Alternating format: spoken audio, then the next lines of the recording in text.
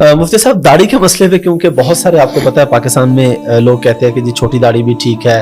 ایک تو داڑھی کے والے سے دونوں چیزوں کی وضاحت فرما دے, عام آدمی کے لیے داڑھی اور پھر امام کے لیے داڑھی. اور قاری طیب صاحب رحمہ اللہ نے اپنی کتاب میں چھوٹی داڑھی کو بھی کسی حد تک گنجائش دی ہے. اس کتاب میں میں نے خود پڑھا ہے, یہ میرے والد صاحب نے دکھایا مجھے.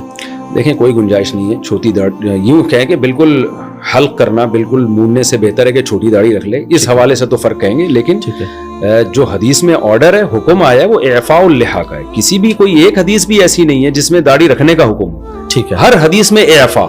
ٹھیک ہے, اعفاء کا مطلب ہے اپنے حال پہ چھوڑ دو. ٹھیک ہے. تو اگر کوئی اہل حدیث کے قول کو لیتا ہے نا کہ ایک مٹھی تک بھی نہیں کاٹ سکتے, جی اس کے پاس تو دلیل موجود ہے. بہت سے اہل حدیث ہم نے دیکھے بہت بڑی بڑی داڑیاں ہوتی ہیں, اس کی تو پھر بھی کوئی دلیل ہے.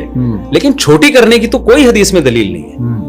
اور عشر من الفطرہ حدیث میں آتا ہے کہ فطرت میں سے نیچر ہے, نیچر کے خلاف آپ چلیں گے تو بغاوت ہے نا, یہ تو ناجائز ہے.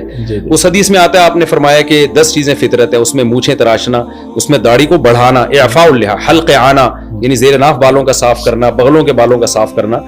تو کیا یہ ساری چیزیں سنت ہیں اگر آپ چھوڑ دیں بغل کے بال؟ کلچر کا حصے, کلچر کی وجہ سے نبی نے حکم دیا. تو جس حدیث میں ناخن کاٹنے کا حکم ہے, آپ ناخن بڑھانا حرام ہے, آپ کی نماز نہیں ہوتی, اسی حدیث میں داڑھی بڑھانے کا بھی حکم ہے, اسی حدیث میں بغلیں صاف کرنے کا بھی حکم ہے. یہ داڑھیوں پہ آ کے یہ لوگ اٹک جاتے ہیں کہ چھوٹی کرنا جائز ہے, بغلوں پہ آگے نہیں اٹکتے. اس سے پتہ چلتا ہے کہ آپ نے دیکھیں اس میں کچھ تو صحیح علماء ہیں, نیک علماء ہیں, جو میں نہیں کہہ رہا کہ ان کی نیت خراب ہے, لیکن ان کے پاس دلیل نہیں ہے. ٹھیک ہے, ہمارے پاس اجماع امت دلیل ہے, صدیوں سے چلا. امام شافعی کا ایک قول ملتا ہے ضعیف قول کہ چھوٹی کرنا صغیرہ گناہ ہے, لیکن صغیرہ بھی جب ہے جب کوئی ایک دفعہ چھوٹی کرے. چھوٹی رکھتا ہے تو صغیرہ اسرار سے کبیرہ بن جاتا ہے.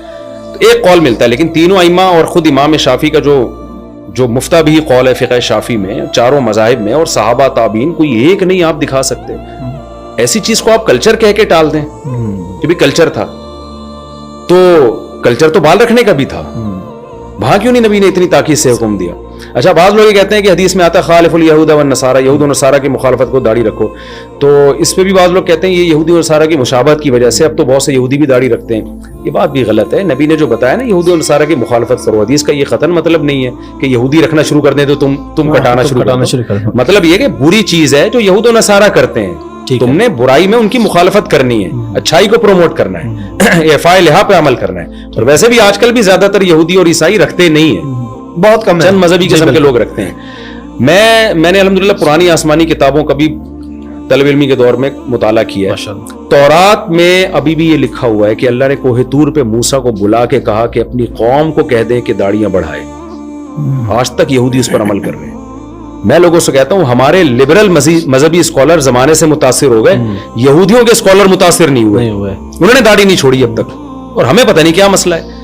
تو بھائی آپ نہ رکھیں, آپ کہیں میں گناہگار ہوں, میں پیغمبر کے آرڈر پہ عمل نہیں کر رہا, آپ شریعت کے حکم کو چینج کیوں کر رہے ہیں؟ تو 150-200 سال پہلے علامہ شامی ابن عابدین جو فقہ حنفی کے بڑے مستند ایک مفتی سمجھے جاتے ہیں, جن کو بہت آدھی دنیا نے ان کو فالو کیا ہے, ان کے یہ الفاظ ہیں کہ داڑھی ایک مٹھی سے کم کرنا یا بالکل منڈا دینا, کما یفعلہ بعض المغاربۃ والمخنثۃ من الرجال فلم یبحہ احد.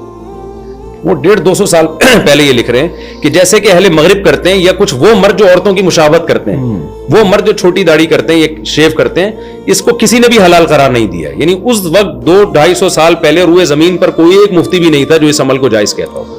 اجماع امت خود ایک مضبوط دلیل ہے. حدیث میں آتا ہے میری امت گمراہی پہ جمع نہیں ہو سکتی.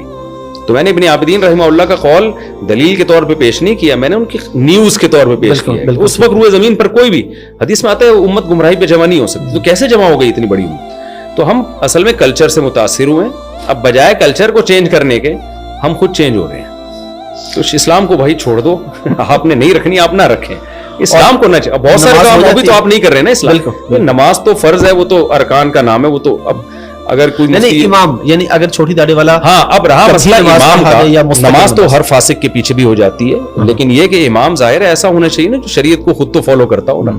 امام کی سلیکشن میں تو یہ چیز دیکھی جائے گی کہ وہ شریعت کو فالو کر رہا ہے کہ نہیں کر رہا. ٹھیک ہے, تو اس میں تو داڑھی بھی دیکھی جائے گی, اس کے جو ہے وہ کسی علانیہ کبیرہ گناہ میں مبتلا نہ ہو, یہ بھی دیکھا جائے گا. لیکن اگر کوئی بغیر داڑھی والا نماز پڑھاتا ہے, نماز تو پھر ہر ایک کے پیچھے, ہر جو صاحب ایمان ہے اس کے پیچھے ہو جاتی ہے, لیکن اپنے اختیار سے ایسے شخص کو امام بنانا ٹھیک نہیں ہے.